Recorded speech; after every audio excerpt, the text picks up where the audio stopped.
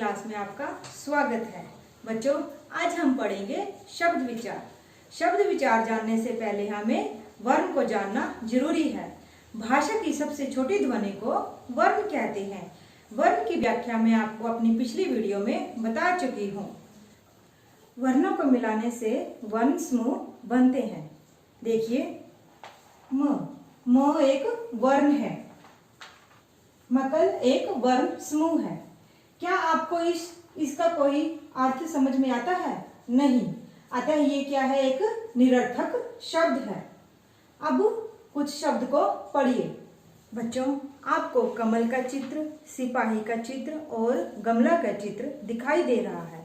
आपने देखा कि ऊपर वाले सारे वर्ण नीचे भी हैं, लेकिन यहाँ उनका क्रम बदल गया है। कमल, सिपाही, गमला, इन वर्ण समूह का एक अर्थ निकलता है। अतः ये सार्थक शब्द हैं। ये तीनों वर्ण समूह शब्द हैं, इसलिए पूरा अर्थ प्रकट करने वाले या वर्ण समूह को शब्द कहते हैं। वर्णों का ऐसा समूह जिसका निश्चित अर्थ होता है, यानी कि कुछ अर्थ होता है, उसे शब्द कहते हैं, या वर्णों के सार्थक समूह को शब्द कहते हैं। शब्द भेद। शब्द कई प्रकार के होते हैं। इनके भेद निम्नलिखित आधारों पर होते हैं। व्युत्पत्ति अर्थात बनावट के आधार पर शब्द भेद, उत्पत्ति के आधार पर शब्द भेद, प्रयोग के आधार पर शब्द भेद, अर्थ की दृष्टि से शब्द भेद। व्युत्पत्ति के आधार पर शब्द के भेद, बनावट के आधार पर शब्द के निम्नलिखित तीन भेद हैं। देखते हैं। रूढ़, यौगिक, योग रूढ़। रूढ़ यानी कि मूल शब्द, जो शब्द किन्हीं अन्य शब्दों के योग से न बने हों और किसी विशेष अर्थ को प्रकट करते हों तथा जिनके टुकड़ों का कोई अर्थ नहीं होता, वे रूढ़ कहलाते हैं। जैसे कल, पर। इन शब्दों का कुछ अर्थ है, पर जब हम इन शब्दों के टुकड़े करते हैं तो इनका कोई अर्थ नहीं होता। इनमें क, ल, प, र का टुकड़े करने पर कुछ अर्थ नहीं है। अतः ये क्या है? निरर्थक शब्द हैं। यौगिक शब्द। शब्द कई सार्थक शब्दों के मेल से बने हों, वे यौगिक शब्द कहलाते हैं। इनके टुकड़े किए जा सकते हैं। किसी रूढ़ शब्द के साथ कोई शब्द या शब्दांश लगाकर यौगिक शब्द बनते हैं। जैसे राष्ट्र प्लस पति, राष्ट्रपति। ये क्या है? शब्द, और पति भी क्या है? शब्द। उप प्लस ग्रह, उपग्रह। उप क्या है? शब्दांश, और ग्रह क्या है? शब्द। रसोई प्लस घर, रसोई घर। वीर प्लस ता, वीरता। योग रूढ़ शब्द ऐसे शब्द जो यौगिक तो हैं किंतु सामान्य अर्थ को न प्रकट कर किसी विशेष अर्थ को प्रकट करते हैं, योग रूढ़ शब्द कहलाते हैं। जैसे पंकज, दशानन आदि। पंकज, पंख प्लस ज, कीचड़ में उत्पन्न होने वाला, लेकिन पंख का अर्थ है कीचड़ में उत्पन्न प्रत्येक वस्तु को पंकज नहीं कहते। पंकज का प्रयोग केवल कमल के लिए होता है, यह रूढ़ अर्थ में है। इसी प्रकार दस आनन, मुख वाला रावण के अर्थ में प्रसिद्ध है, यानी कि दशानन केवल रावण को ही कहा जाता है, किसी अन्य को नहीं। उत्पत्ति के आधार पर शब्द भेद। उत्पत्ति के आधार पर शब्द के निम्नलिखित 5 भेद हैं। तत्सम, तद्भव, देशज, विदेशज, सकर। तत्सम, हिंदी भाषा में जो शब्द संस्कृत भाषा से ज्यों के त्यों अर्थात बिना किसी परिवर्तन के लिए जाएं, उन्हें तत्सम कहा जाता है। जैसे सूर्य, मयूर, वर्ष, पुत्री, द्वितीय, स्वपन आदि।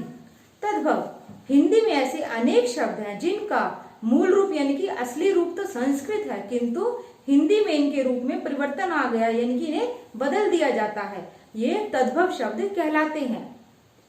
तत्सम तद्भव शब्दों की कुछ सूची है ये। तत्सम शब्द क्या है? अंधकार, और उसका तद्भव शब्द क्या बनता है? अंधेरा। तत्सम शब्द हम जानते हैं ये संस्कृत शब्द है, तो संस्कृत शब्दों को हिंदी में बदल दिया गया है। जैसे अम्बा, अम्मा। अग्नि, आग। अष्ट, 8। चंद्र, चांद। हस्त, हाथ। उष्ट्र, ऊंट।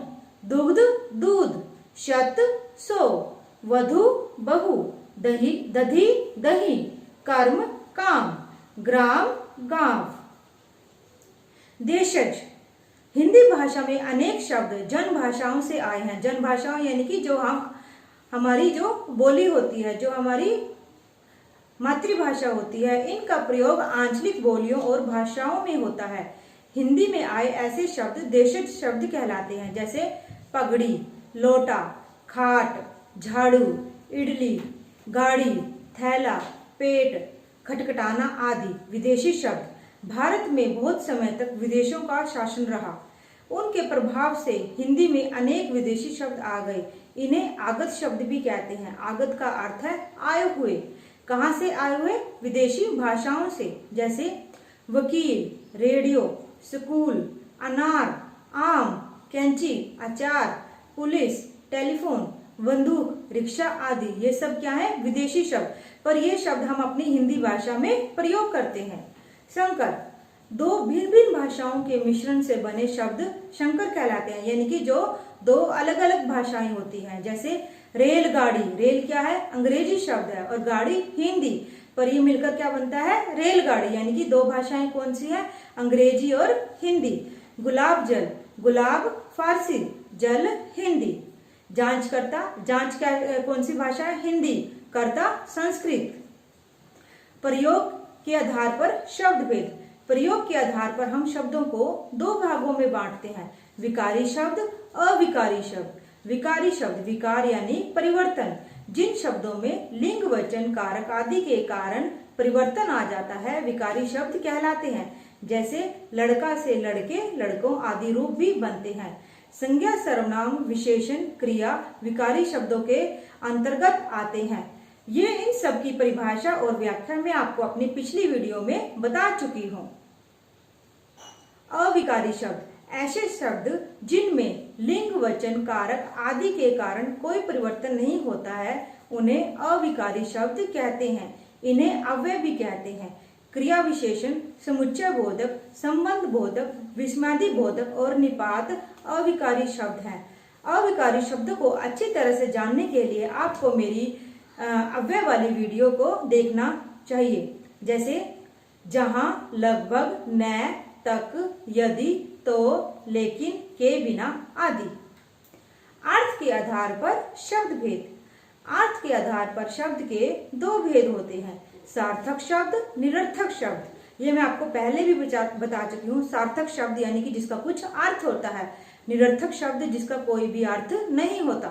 सार्थक शब्द, जिन शब्दों का कुछ न कुछ अर्थ हो वे शब्द सार्थक शब्द कहलाते हैं। जैसे रोटी, पानी, ममता, डंडा आदि। निरर्थक शब्द, जिन शब्दों का कोई अर्थ नहीं होता वह शब्द निरर्थक कहलाते हैं। जैसे खट, किच, चू आदि, इनका कोई भी अर्थ नहीं है। विशेष, कई बार वाक्यों में निरर्थक शब्दों का प्रयोग सार्थक शब्दों की भांति किया जाता है। जैसे चाय वाय, खाना वाना, पानी वानी आदि। वाय, वाना, वानी आदि शब्द वाक्यों में सार्थक शब्द चाय, खाना, पानी आदि के साथ प्रयुक्त हुए हैं, यानी कि प्रयोग किए गए हैं। दरवाजा मत खटखटाओ, किचकिच मत करो आदि वाक्यों में निरर्थक शब्द खट, किच सार्थक बन गए हैं। अर्थ के आधार पर सार्थक शब्दों के भेद, एकार्थी, अनेकार्थी, पर्यायवाची, विपरीतार्थी, श्रुति संभिन्नार्थी। एकार्थी, एकार्थी यानी कि एक अर्थ वाला, यह ऐसे शब्द जिनका एक निश्चित अर्थ होता है। जैसे महल, मेज, फूल, चश्मा। अनेकार्थी, कुछ शब्द ऐसे होते हैं जिनके एक से अधिक अर्थ होते हैं। जैसे पत्र, इसके दो शब्द बन जाते हैं, पत्ता और चिट्ठी। तीर, किनारा और बाण। आम, साधारण और एक फल, आम हमारा राष्ट्रीय फल भी है। कनक, सोना, गेहूं, धतूरा। पर्यायवाची, जो शब्द लगभग समान अर्थ रखते हैं वह पर्यायवाची कहलाते हैं। जैसे फूल, फूल के कितने शब्द है देखिए, पुष्प, सुमन, कुसुम। वृक्ष, पेड़, बिरवा, तरुवर। विपरीतार्थिक, जो शब्द का उल्टा अर्थ रखते हैं, यानी कि जो शब्द के उल्टे होते हैं, विपरीतार्थिक या विलोम शब्द कहलाते हैं। जैसे सत्य, असत्य, सफेद, काला, सुंदर, असुंदर, पाप, पुण्य। श्रुति संभिन्नार्थी, वे शब्द जो सुनने में एक समान लगे लेकिन उनके अर्थ अलग अलग हो, यानी कि जो ऐसे लगते हैं जो एक समान है पर उनका अर्थ अलग अलग होता है, श्रुति संभिन्नार्थी कहलाते हैं। जैसे अन्न, उसका एक अर्थ क्या है? अनाज, अन्य यानी कि कोई दूसरा। अवधि, अवध की भाषा, अवधि यानी कि समय सीमा। विद्यार्थियों, अगर आपको मेरी वीडियो पसंद आई है तो उसे लाइक करना मत भूलिए और मेरे चैनल को सब्सक्राइब और शेयर करना भी मत भूलिए। इजाजत दीजिए। धन्यवाद।